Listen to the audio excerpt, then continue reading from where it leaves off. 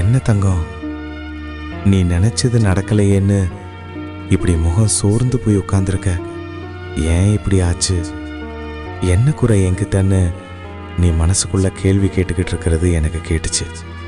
இதை பாருடா, இதுக்கு காரணம் நீ தப்பானவனோ இல்லை அதுக்கு தகுதி இல்லாதவனோ கிடையாது. சில விஷயம் நம்ம எவ்வளவு ஆசைப்பட்டு நினைச்சாலும் அந்த நேரத்தில் உடனே நடக்காதது என்னன்னா,